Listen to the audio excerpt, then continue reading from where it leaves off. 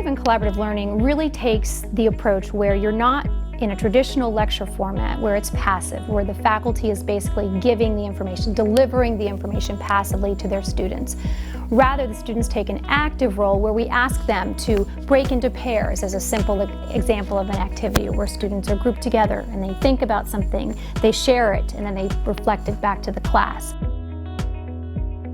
There are 9 faculty that are actively engaged in this process from across the college. We have individuals in English, in developmental education and math, in biology, psychology, criminal justice, respiratory therapy.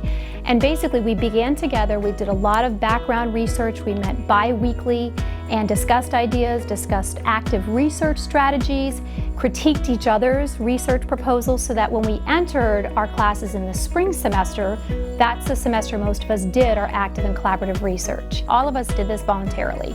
You know, it was something that we each felt passionate about. We either were doing or wanted to do to a different capacity, so the ones that got involved with are certainly one of the biggest advocates that you're going to have on campus, but we're not exclusive. Many people are doing this already, they just weren't part of this faculty learning community. So we're kind of culminating all the information we learned over the past year and then really trying to take that information back to the entire college, to our departments, to our programs, and to the college-wide. For my personal project, what I selected to do was I took a course, Human Physiology, that I taught in the fall semester, and I taught the exact same class in the spring semester. All of the lecture materials that the students were given were exactly the same. So they had access to lecture recordings, all of my PowerPoint presentations, the textbook, the lab menu, everything was the same for both courses in both semesters. What I did differently in the spring semester when I conducted my research was on key topics, foundational topics in that course.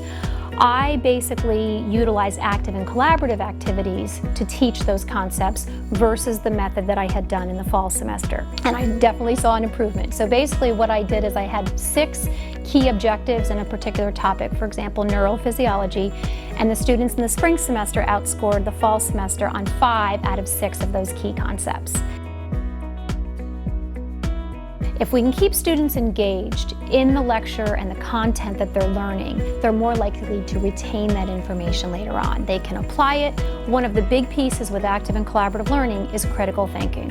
And we all know one of the key elements for all the courses we teach is trying to get our students, one, to work collaboratively, because there's no career out there that they're not going to be asked to work collaboratively in some form, but also to make sure that they're able to develop critical thinking skills. And if you're getting students active and engaged in the classroom, you're going to see an improvement in that ability for critical thinking.